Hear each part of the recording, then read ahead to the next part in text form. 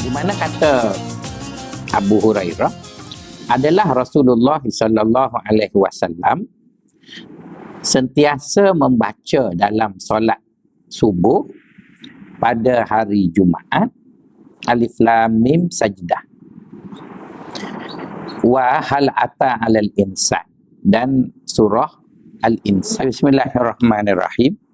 Alhamdulillahirabbil alamin. Wassalatu wassalamu ala asyrafil mursalin wa ala alihi wa sahbihi ajma'in. Allahumma 'allimna ma yanfa'na wanfa'na bima 'allamtana waj'alna minal ladzina yastami'una al-qaula fayattabi'una ahsana. Wa ba'. Sambung lagi daripada Kitabus Shalah dan pada bab mengenai kaifiyatus shalah, bagaimana baginda sallallahu alaihi wasallam solat. Semalam tergigit lidah jadi telo. Sakit. Okeylah ya. Hadis kita petang ni hadis Abu Hurairah. Kita bacalah ya. An Abi Hurairah radhiyallahu anhu qala kana Rasulullah sallallahu alaihi wasallam yaqra'u fi salatil fajri yaumal jumu'ati alif lam mim tanzilu as-sajdati wa hal ata 'alal insani muttafaqun alaihi. Walid Tabrani min hadis Ibni Mas'ud, dalam riwayat Imam At-Tabrani, perawinya adalah Ibnu Mas'ud, mengatakan ditambah selepas daripada hadis yang panjang itu yudimu zalika, ditambah perkataan yudimu zalika. Jadi kita ada dua riwayat lah ya. Satu riwayat Bukhari Muslim yang mana berhenti sampai hal ata 'alal insan setakat tu. Tapi kalau dalam riwayat At-Tabrani, perawinya Ibnu Mas'ud, ditambah selepas hal ata 'alal insan tu yudimu zalika. Okay. Maknanya daripada Abi Hurairah radhiyallahu anhu berkata adalah Rasulullah sallallahu alaihi wasallam membaca. Okey. Oh, belum lagi. Oh, belum lagi. Dia sampai ke okey. Tak apalah, kita pergi ke belakang.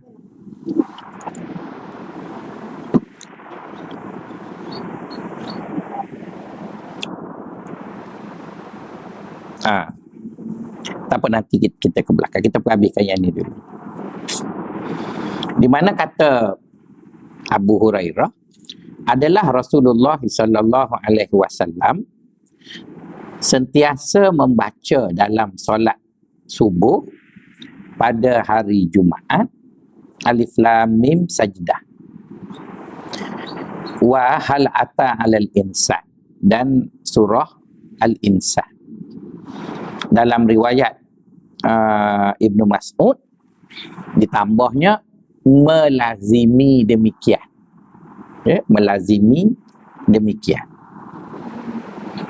Jadi dalam hadis ini menunjukkan kepada kita bahawa baginda SAW ada mengkhususkan ya, bacaan surah tertentu pada solat-solat tertentu, dan solat yang ditunjukkan di sini ialah solat fardu lah, bukan solat sunat. Bila sebut solatul fajri, maksudnya solat subuh pada hari Jumaat, iaitu surah Sajdah dan juga surah Al-Insan, begitu. Jadi dalam hadis ini dapatlah kita faham beberapa perkara yang boleh diambil pengajaran. Pertama sekali, tidak salah kita membina satu pattern, iaitu satu bentuk ibadat, dan kemudian kita melaziminya. Dan bila saya sebut kita di sini, agama itulah.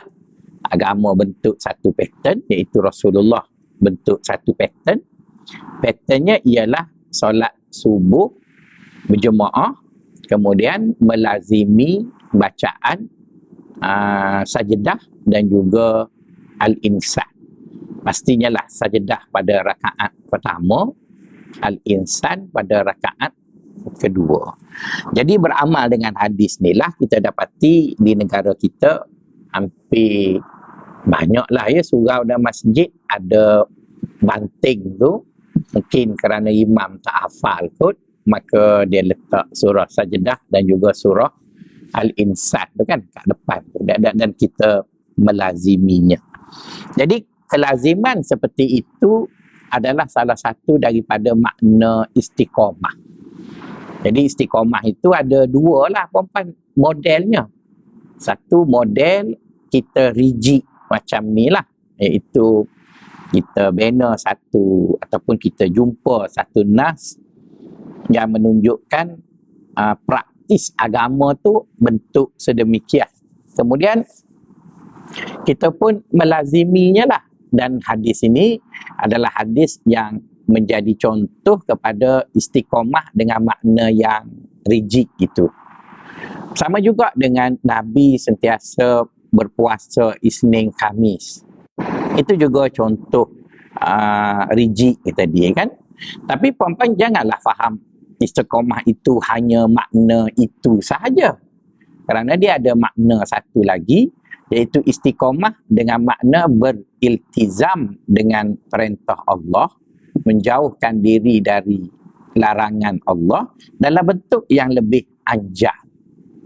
Maksudnya mungkin bentuk khusus itu berubah-ubah, tetapi kita tetap kekal melaksanakan taat pada Allah. Misalnya kalau kita sebut berzikir waktu pagi dan juga waktu petang.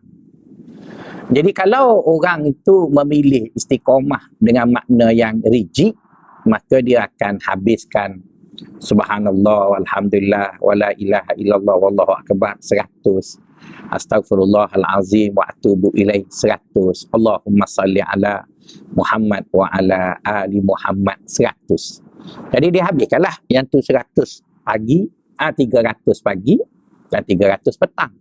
Itu makna yang rigid lah, dia pilih macam tu. Ada orang dia tak memilih benda itu, tetapi dia mengamalkan begitu. Mungkin pada petang-petang tertentu dia tidak baca wirid itu, tapi dia baca Quran. Dia tidak baca lah wirid yang macam tadi, tapi dia masih dalam bentuk ingat pada Allah, cuma cara ingat tu dia macam tu. Ataupun mungkin petang tu kawan ajak pergi jogging, dia pun letak MP3 dekat telinga, dia dengar Quran. Jadi maksudnya pada waktu itu diisi dengan taat, cuma pattern taat tu dia tak sama lah. Jadi ada orang memilih untuk rigid, ada orang memilih untuk lebih fleksibel. Jadi kedua-duanya itu kita panggil dia istiqamah lah. Yang tu pun istiqamah, yang tu pun istiqamah. Jadi tak perlulah kita bergaduh, terpulang masing-masing.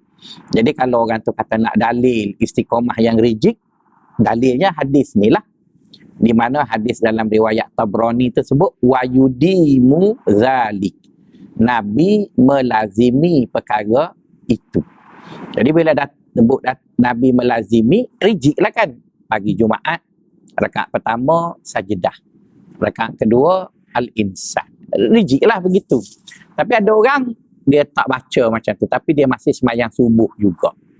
Dia tak bolehlah kita kata subuh macam mana hari ni, tak ada sajadah.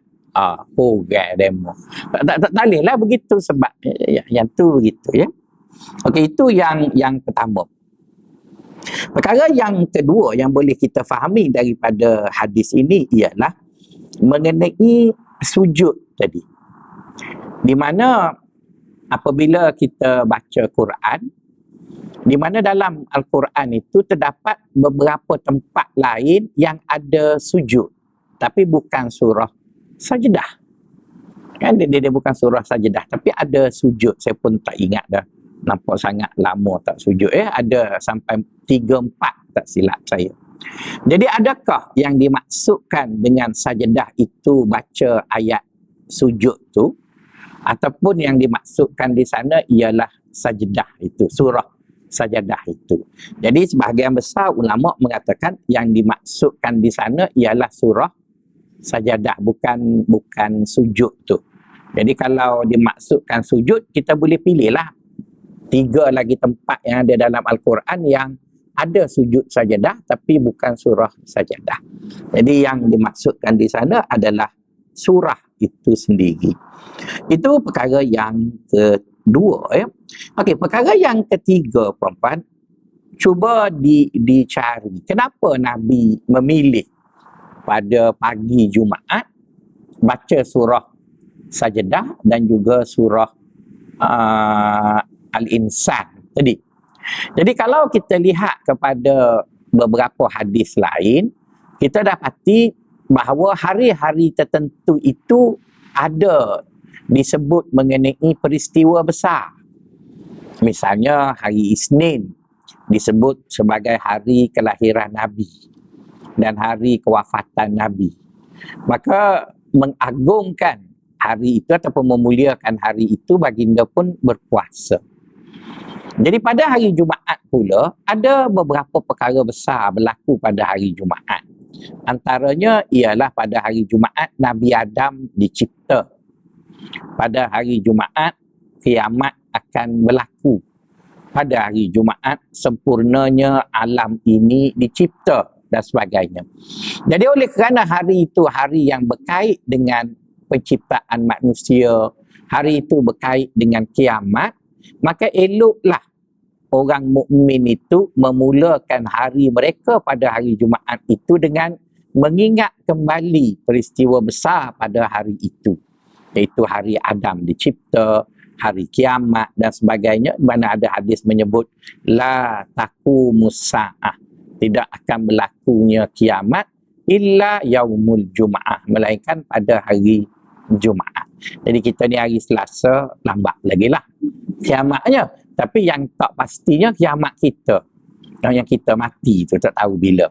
Tapi kiamat dunia tu hari Jumaat tu adalah begitu.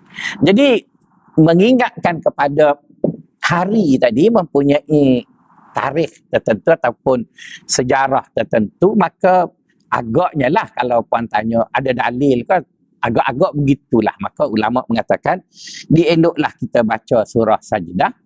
Di dalamnya menceritakan mengenai kiamat, mengenai kebangkitan. Dalam surah Al-Insan pula, di dalamnya menceritakan mengenai penciptaan manusia dan sebagainya. Boleh, itu mengenai hadis tadi. Okey, seterusnya hadis Huzaifah.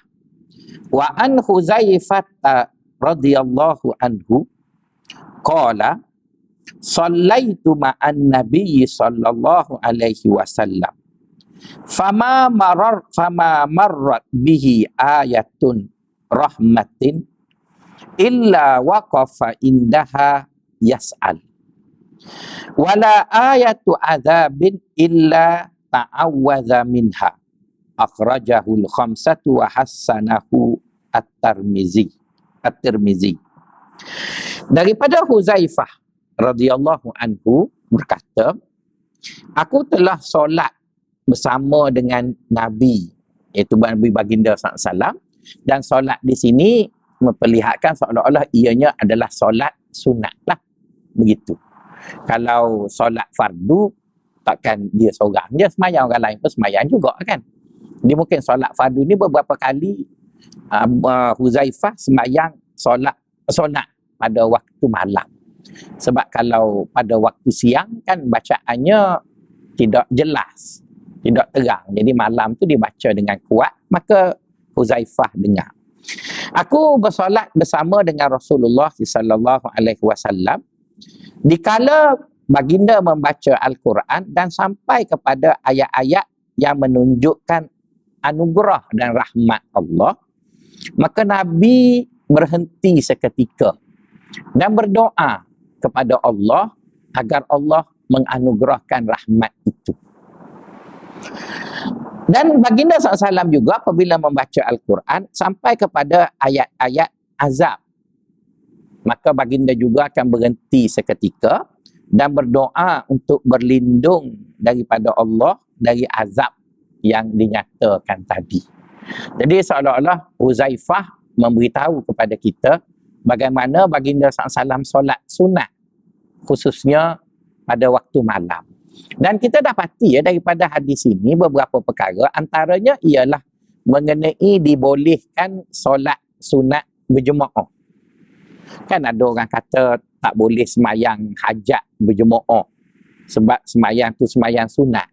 Tapi kita cakap kat dia tu, yang Huzaifah semayang tu, cuma yang tidak bolehnya ialah kita boleh semayang sunat berjemaah jika beberapa orang yang nak berjemaah bersama kita tu, okey lah.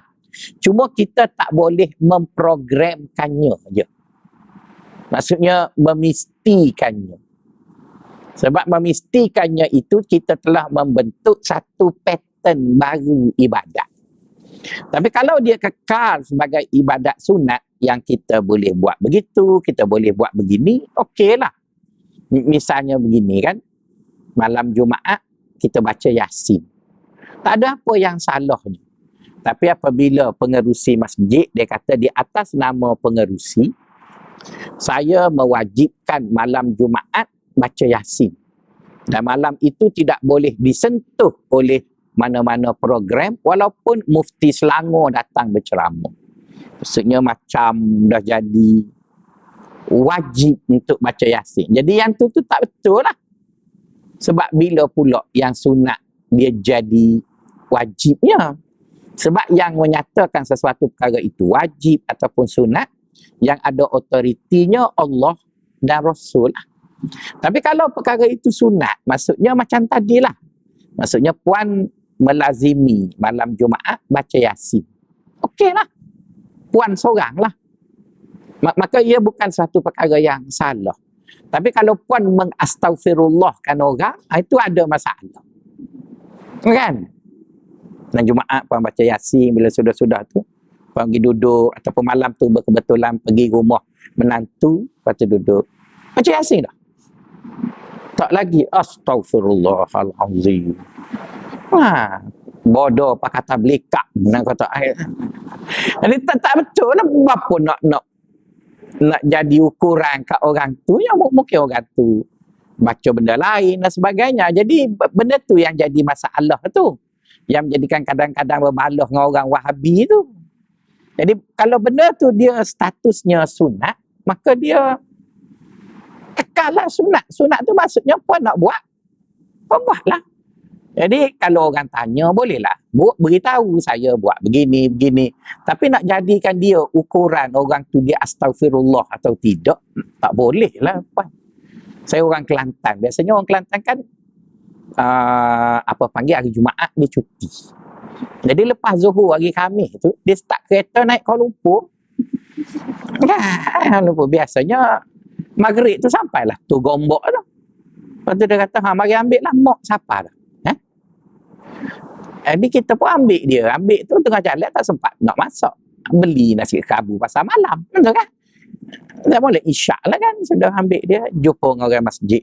Saat gimana? Pasal malam. Astagfirullah. Malam Jumaat. Dia nampak jahil pakai tablikat kita. Jadi sebenarnya kita kan ada situasi berbeza. Dia kata mak saya datang juga. Tapi mak saya datang hari Ahad. Yalah sebab mak awak orang Johor. Mak saya orang Kelantan, dia mari hari Khamis.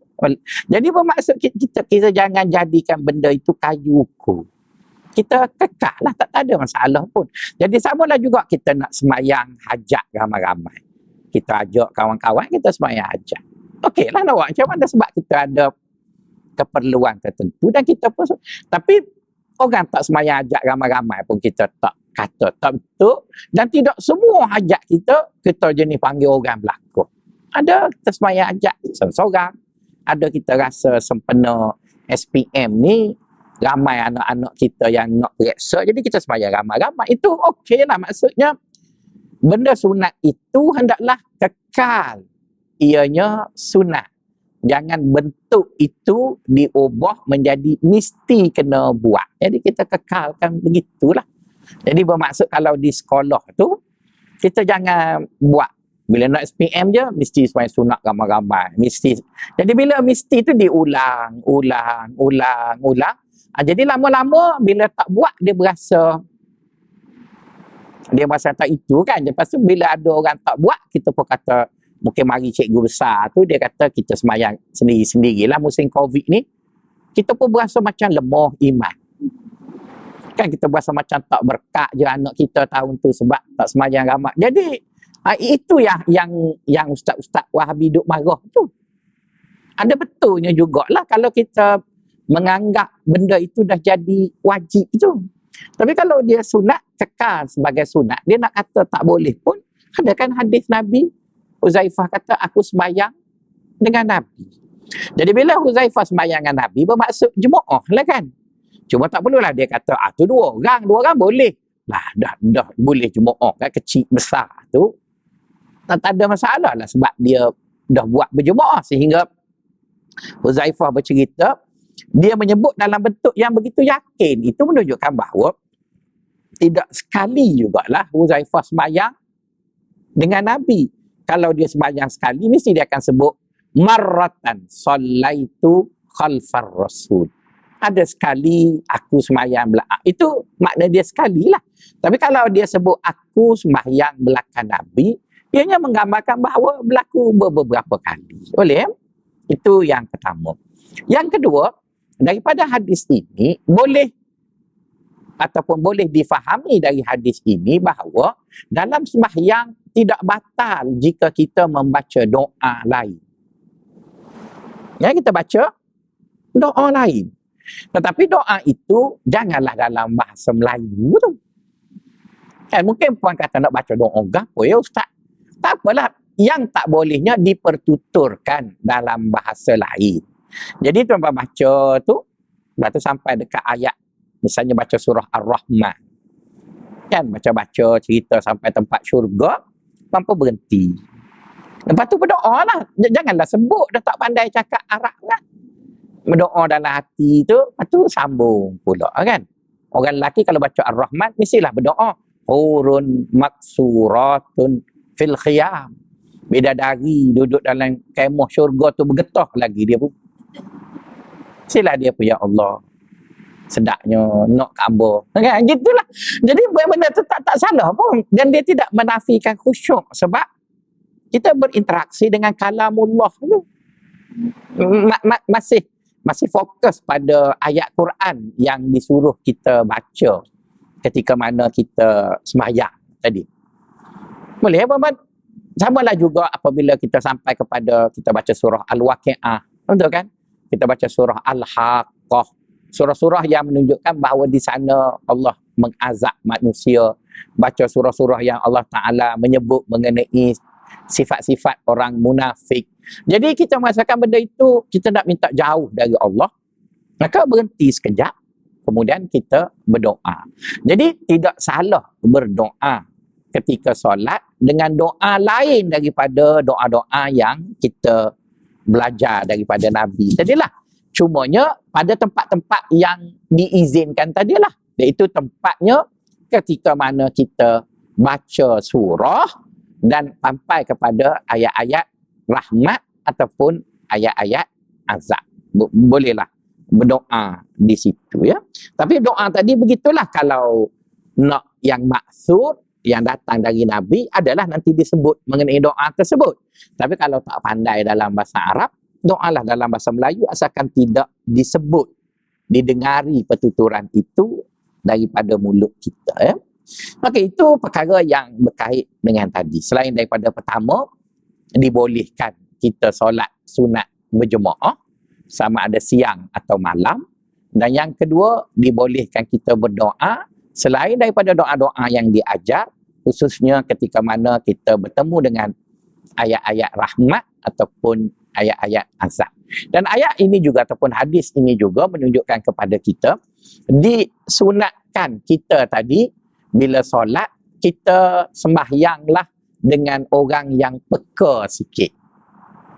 Saya ada beberapa tu imam yang saya kenal, ya cukup hebat lah tu imam tu pada hemat saya. Cuma daripada ramai-ramai tu imam tu, salah seorangnya pergi bertanding jadi wakil rakyat. Malah punuh kerana sungguh habis ya. Sebab bila dia tu imam jadi wakil rakyat, dia nak jadi orang politik pun tak juga, nak jadi tu imam pun tak juga. Jadi bagi ke orang lain. Tapi dah jadi wakil rakyat lah. Buat macam mana tak apalah. Dia adalah orang yang ustaz yang baik. Masa dia jadi imam dulu, dia hafal Quran.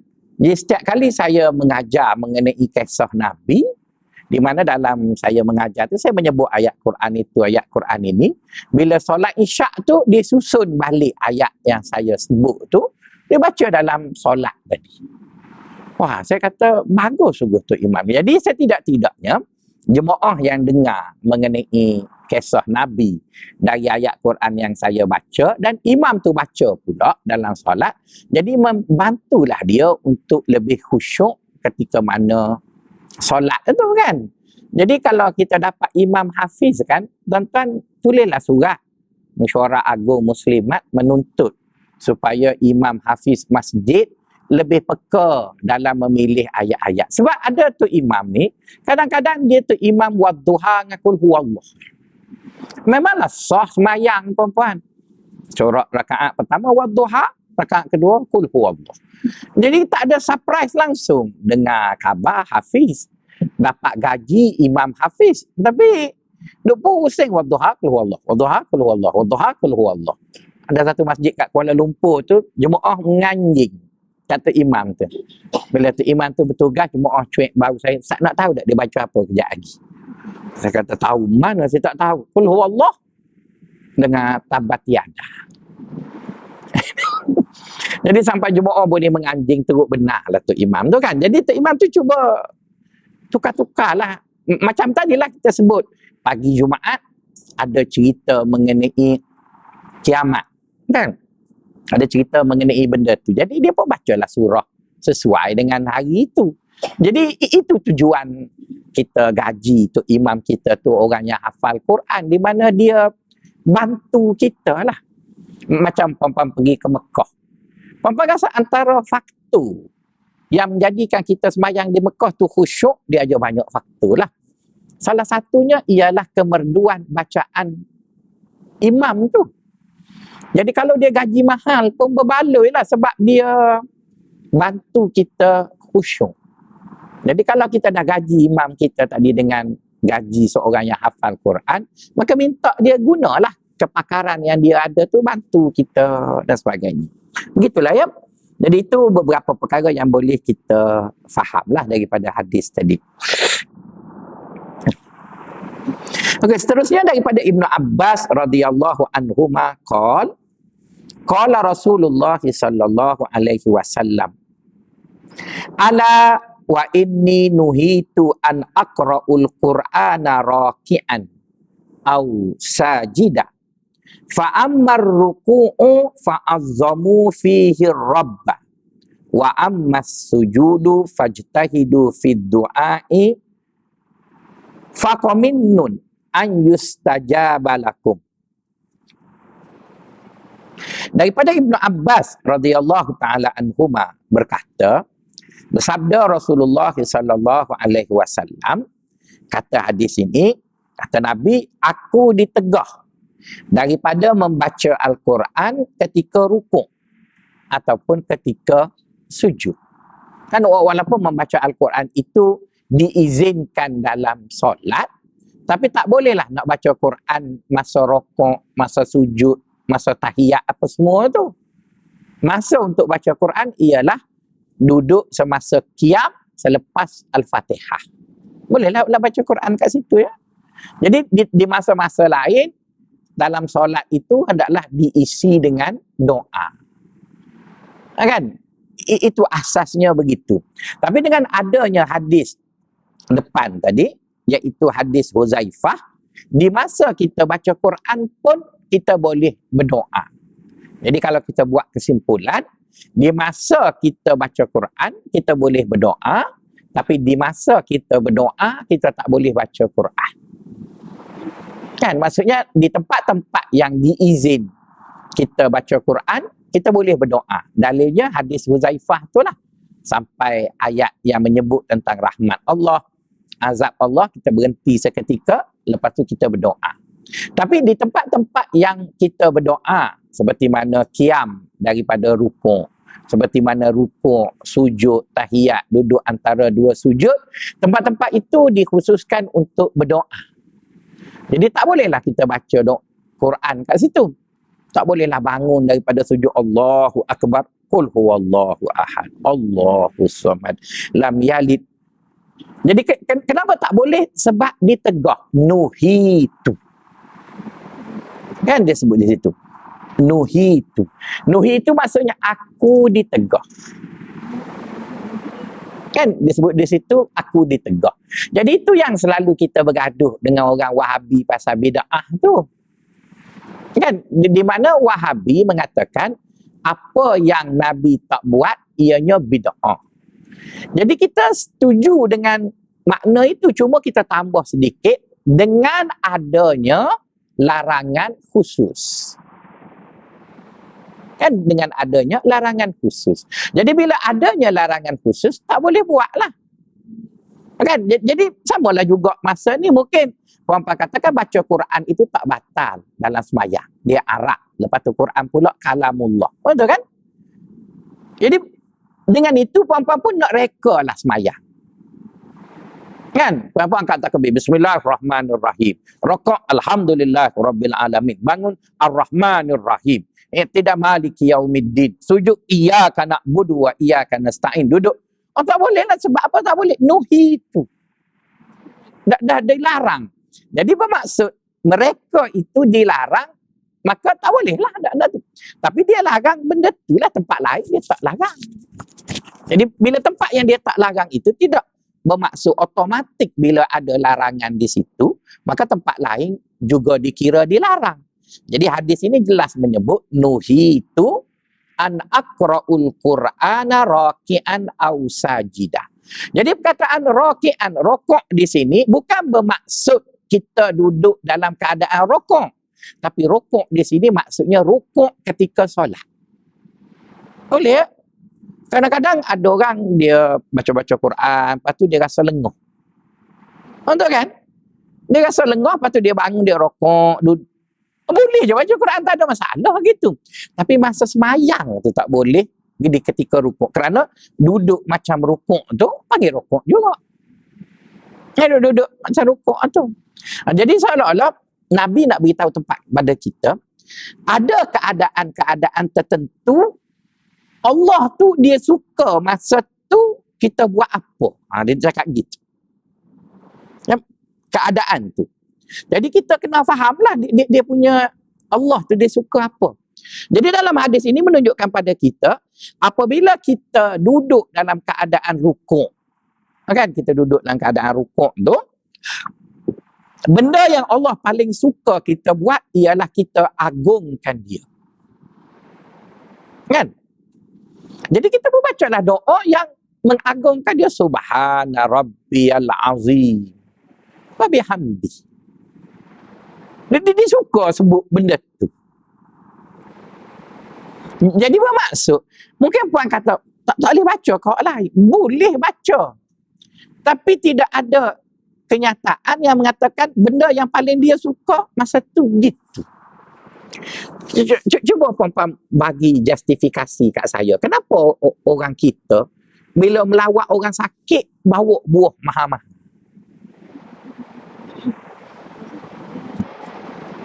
Apa justifikasi?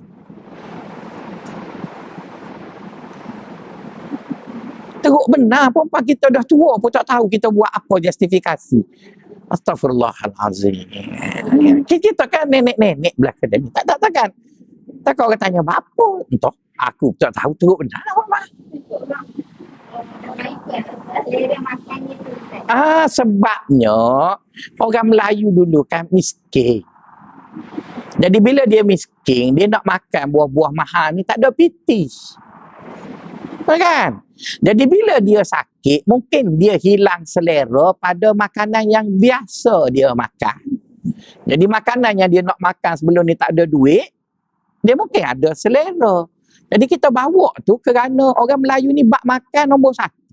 Jadi kita bawa lah yang mahal tu. Kita tak bawa lah buah biasa tu kan. Jadi bermaksud, fahamlah, adalah.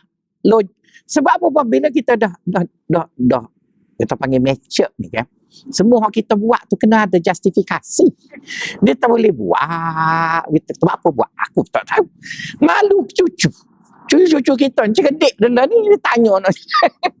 Jadi dalam Mak Saleh pula orang Eropah, bila dia melawat orang sakit, dia bawa bunga. Tak adalah tu dia punya justifikasi.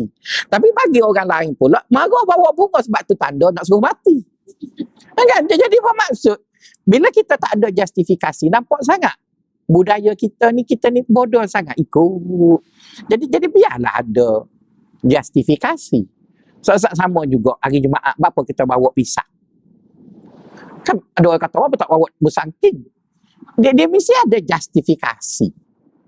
Pertama lah, pada hemat saya, pisang tu benda yang tidak mahal, tidak murah. Jadi kita sedekah tu tidaklah hina sangat dan tidaklah mahal sangat. Dan ramai orang boleh makan. Kemudian bila kita bagi pisang, orang nak ambil banyak pun teringat ke monyet. Jadi dia ambil 1-2 je lah. Tapi kalau bawa buah anggur, kan boleh bersela, habis kilo tu. Sebab dia tak ada binatang yang sinonim dengan buah itu.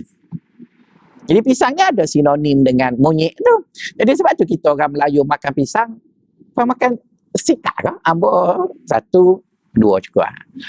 Kan nak soal lagi tu tengok belakang dia ekor. Jadi kita pergi. Jadi bila setiap orang ambil 2-3 biji, maka ramailah orang boleh makan tu. Saya rasa gitulah orang dulu kita buat. Jadi mereka tu ada falsafahnya kenapa dia buat begitu. Dan kita pun kena faham lah. Jadi tak perlulah kita kata kenapa tak bawa musangkingnya. Musangking satu berbau. Yang kedua letak orang tak ingat dah kau tubuh masih duduk makan. Jadi bermaksud mengganggu pisang ni dia. Kalau kita tak basuh tangan pun boleh makan aku. Jadi bermaksud adalah tu dia punya local wisdom. Kan kebijaksanaan datuk nenek moyang kita dulu dan kita serap dia jadi budaya. Jadi bila kita faham begitu, samalah juga bila kita beribadat dengan pada Allah. Jadi bila kita beribadat kepada Allah, maka kita kena dengar dia suka apa. Dia tu. Dia cakap aku ni suka begini. Jadi bila dia cakap dia suka begini melalui lidah nabinya, maka kita kena peganglah hak dia suka tu. Jadi sekarang apabila kita duduk dalam keadaan rukuk, dia suka kita ni agungkan dia. Jadi dia suka kita agungkan dia. Jadi oleh kerana dia suka kita agungkan dia, walaupun baca Quran itu kalam dia juga, tapi dia tak suka masa tu membaca Quran. Dia suka kita puji dia dengan subhana rabbiyal azim wa bihamdi. Maka masa kita rokok, kita baca yang tu je lah. Subhana rabbiyal. Jadi kalau orang kata, kenapa tak tukar duk main hak lama, boring. Dia kata bukan soal tak boleh tukar. Soal Allah ni, dia tak suka kita. Bila dia suka satu benda tu, dia suka benda tu. Dia suka satu benda tu. Kalau kita sebut orang yang kalau macam tu sampai bila-bila macam tu, kita panggil dia orang tu orang konvensional. Kan? Ataupun orang tu orang apa panggil? Orang tua lah. Orang yang tak berubah. Ya betul, Allah dia tak berubah. Tak berubah ni kita. Jadi bila kita bergaul dengan manusia, kita tak boleh kekal. Kita bergaul dengan Allah, kita macam tu. Jadi hadis tu kata, masa merokok, Allah suka sangat memuji dia. Jadi kita tak payah nak buat lah benda lain. Subhana rabbiyal azim wa bihamdi. Subhana rabbiyal azim wa bihamdi. Jadi dia ulang subhana rabbiyal azim lah. Jadi kalau orang kata tak saya tukar ke? Kata boleh nak tukar, tapi bentuk yang puji dia. Kalau nak tukar pun, itu pun tak diajar nak tukar dengan apa. Maka kekal je lah gitu. Pula apabila sujud, apa boleh sebut?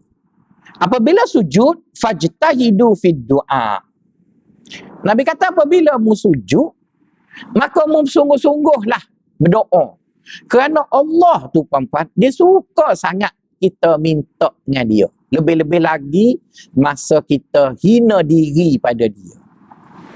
Saya kalau puan ikut kuliah subuh saya sebut hari tu bahawa manusia tu dia ada beberapa ciri yang berbeza, ketara sangat dengan Allah.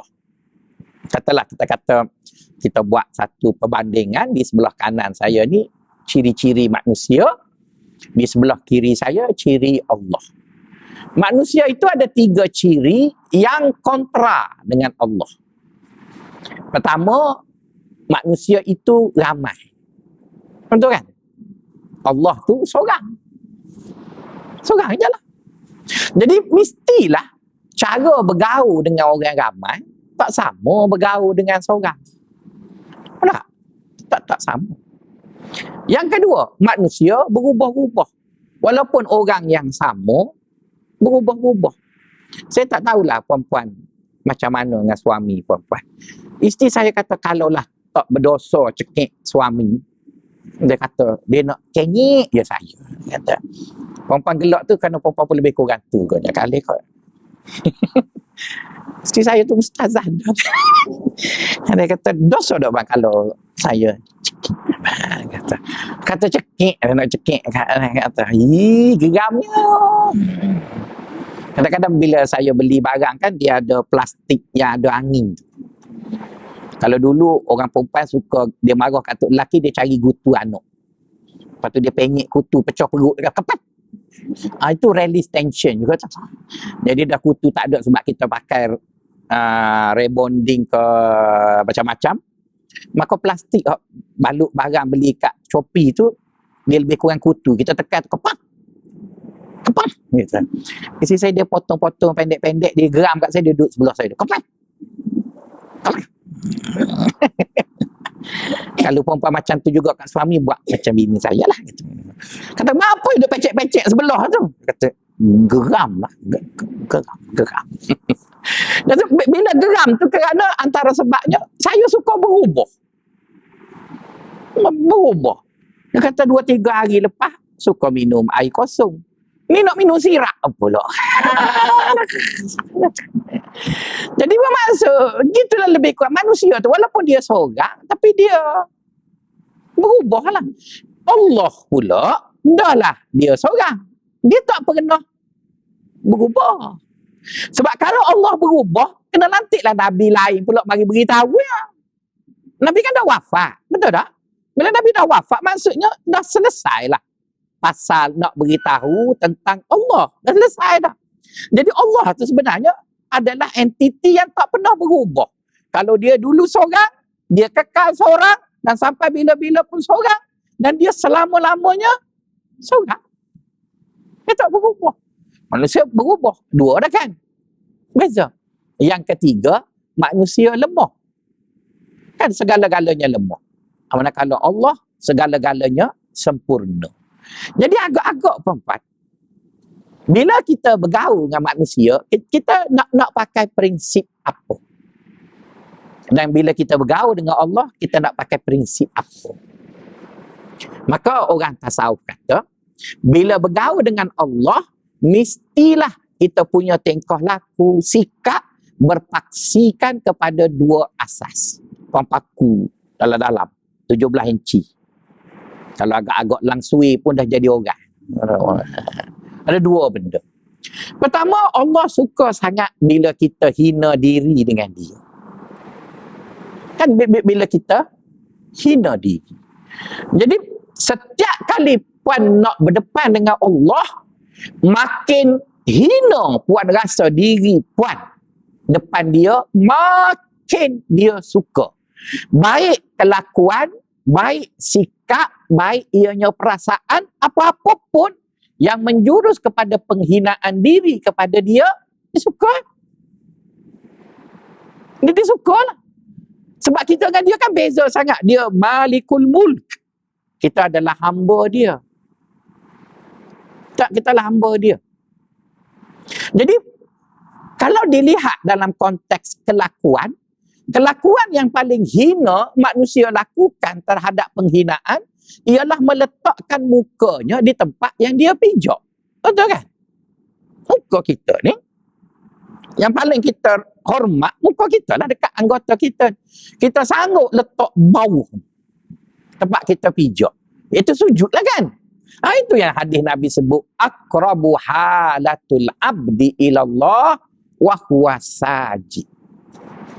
Keadaan yang paling dekat di antara seorang hamba dengan Tuhannya ialah ketika dia sujud.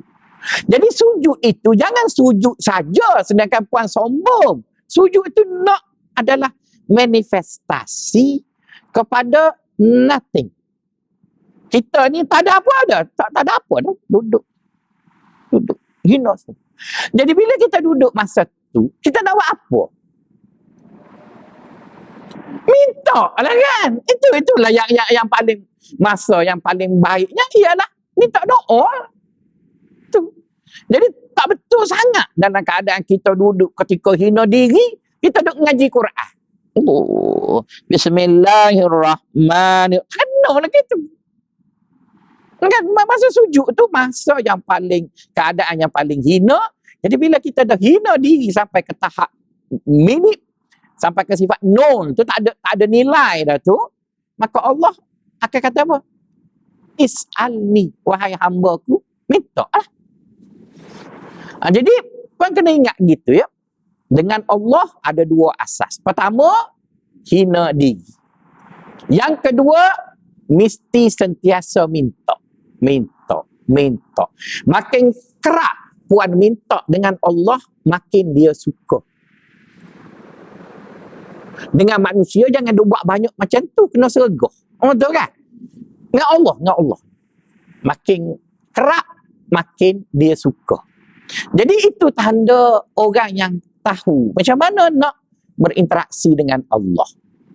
Pertama, hina. Yang kedua, minta. Jadi saya harap puan macam itulah. Jadi kalau puan nak mari semayang, puan rasa minyak wangi yang puan pakai ni menjadikan puan rasa puan ni orang duduk lorong tertentu. Saya tak tahulah USJ ni kelas rumah dia kira macam mana. Betul kan? Kalau Taman Tun tu dia ada lorong Zakbar. Lorong Abdul Rahim Kajai. Itu tu rumah banglo belah-belah juta. Kan? Ada duduk lorong Kenanga. Itu teres tingkat. Tidak air juga. Betul kan? Jadi sini saya tak tahu section berapa. Ikutlah. Jadi mesti kita kadang-kadang duduk di kawasan orang kaya. Jadi bila puan nak pergi kenduri, tak apa puan pakai minyak wangi yang menunjukkan puan ialah Puan Seri. Tapi bila puan nak pergi masjid, puan tanya balik, aku pakai minyak wangi ni kerana tak nak orang hidup bau busuk ke kau nak tunjuk aku ni Puan Seri? Puan tanyalah. Saya tak boleh nak suruh, saya tak tahu hati orang. Jadi puan tanyalah. Kalau aku pakai minyak wangi ni kerana takut orang tak perasan aku Puan Seri, jadi tak berapa baik lah. Sebab kita nak pergi masjid kan. Begitu juga pakai telekung. Dia ada telekung beli kat Jeka yang 104 lah. 4 pasang ada. Lepas tu dia ada yang 1000 sepasang ada juga. Yang Khadijah tu kan. Lepas tu dia punya brand kat depan pula tu. Kipas naik angkat Khadijah. Kan? Jadi maksud puan fikir sendirilah. Sejadah ke apa ke. Jadi kalau puan nak mari jumpa Allah, puan buatlah sesuatu yang merealisasikan hina diri tadi. Tapi hina diri itu bukan dengan orang, dengan Allah lah. Tapi kalau puan pergi berjumpa manusia, jangan buat macam tu. Ini saya cakap untuk Allah sahaja. Okey, manusia tadi kan kita tahu dia ada 3 benda kan. Maka asas kita berinteraksi dengan manusia pun ada 2 juga. Pertama, manusia suka sangat kalau kita beri dekat dia. Beri. Dengan Tuhan, dia suka kita minta. Kan? Dengan manusia, dia suka kita beri. Mungkin puan kata, saya nak beri macam mana Ustaz? Pitih pun tak ada. Teruk benar puan. Takkanlah sebut beri tu kena pitih je. Takkan sebut beri tu, nanti saya kena bagi ceramah kat puan-puan. Apa benda yang boleh kita beri? Ada 18 jenis benda yang kita boleh beri. Jadi kalau puan tak tahu hari ni, maksudnya puan teruk benar lah. Itu puan tak memberi lah tu. Sebab kita boleh beri banyak benda pada orang. Mungkin kita tak tahu nak beri, maka kita dipanggil orang yang tak berapa cerdik.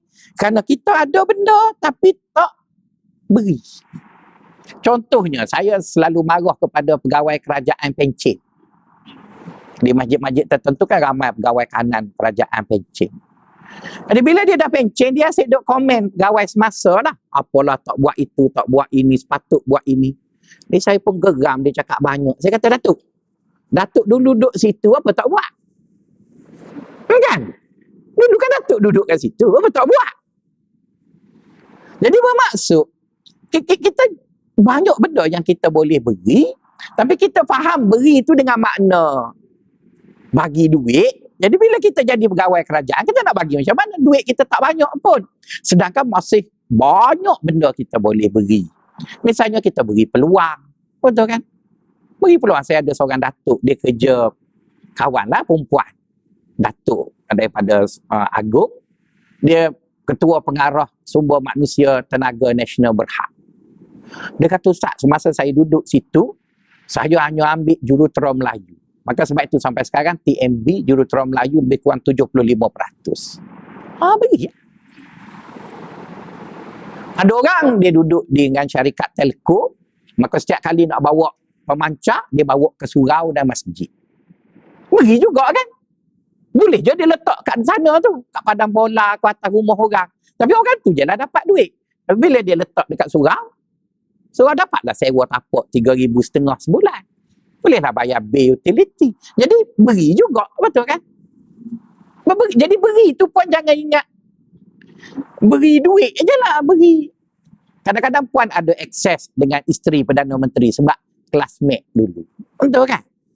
Jadi tengok minyak masak payah, cakap kat bini Perdana Menteri, cakap kat dekat tok lakimu tu, buat kat sesuatu, cari minyak masak pun payah. Betul kan? Jadi juga beri, iaitu bawa apa yang. Jadi bermaksud puan, manusia ni jika kita beri, dia suka.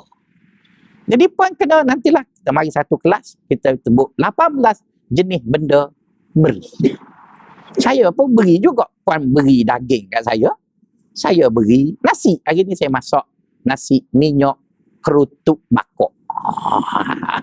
Tak bawa kat bawah, kan saya tak belanja lagi buang-buang ya. Dosa sungguhlah saya. Nanti satu hari saya bawa ya.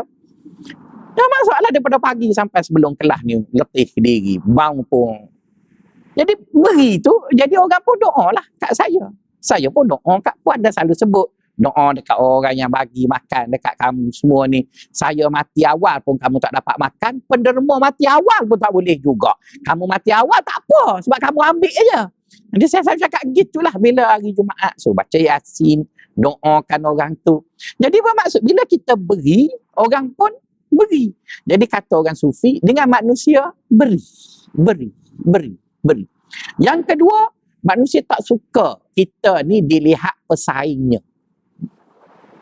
Kita dilihat pesaingnya. Jadi kita orang yang mari duk belajar agama petang pagi ni, kita bila nak pergi jumpa dengan seseorang, jangan sesekali memperlihatkan bahawa kita bersaing dengan orang itu. Misalnya kita balik kapung, musim-musim kapung getah murah, kelapa sawit pun murah, orang nak makan pun payah. Maka tak payahlah pakai gelang besar-besar. Betul kan? Simpan je kat rumah. Tak pakai pun tak apa. Tak usah bawa lah tudung Khadijah ke, bawa tudung Mekjah je ke. Bawa yang biasa. Sebab bila kita balik, kita tunjuk kita bersaing dengan dia, orang tak suka. Kita tunjuk kita ni supaya orang ramai-ramai. Tapi bila kita dah duduk kat sini, semua orang dah pakai yang tu, kita pakai lah. Sebab apa? Sebab manusia tu perangainya macam tu. Jadi fahamlah kita bahawa dengan manusia ada asasnya. Dengan Allah ada asasnya. Dan asas kita dengan Allah samalah dengan hadis ni yang kita belajar pada petang ni. Nuhitu an qiraatil Quran. Aku ditegah. Jadi bila Nabi ditegah, kita pun tak boleh lah.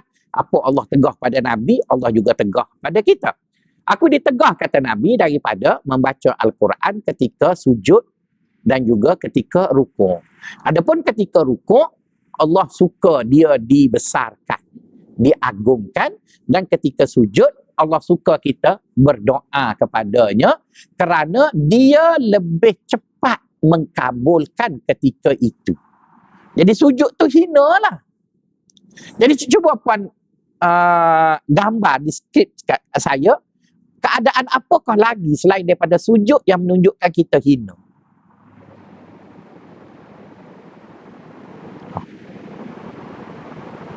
Sujud tu satu keadaan yang menunjukkan kita hina depan Allah. Ada lagi tak keadaan lain?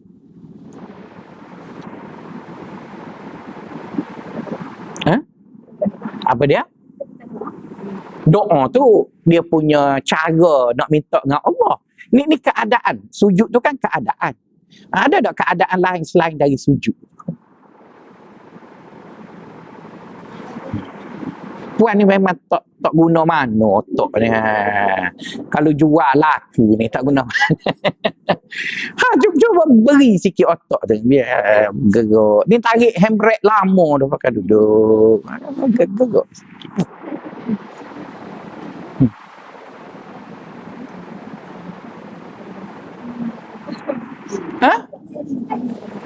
Sujud tu adalah satu keadaan yang menggambarkan kita hina di depan Allah.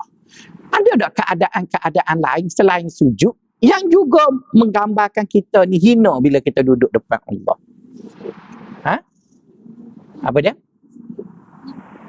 Berzikir. Tak semesti kita jogging pun kita boleh berzikir.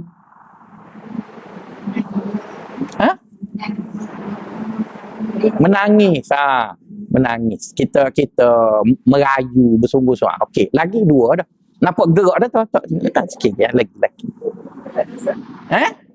Buat dosa dulu. Mengenang dosa, jangan kena buat dosa dulu. Nanya apa pada pakat pergi joget dulu. Lepas tu buat jangan gitu maksudnya mengenang dosa. Okey, dua dah, tiga dah lagi.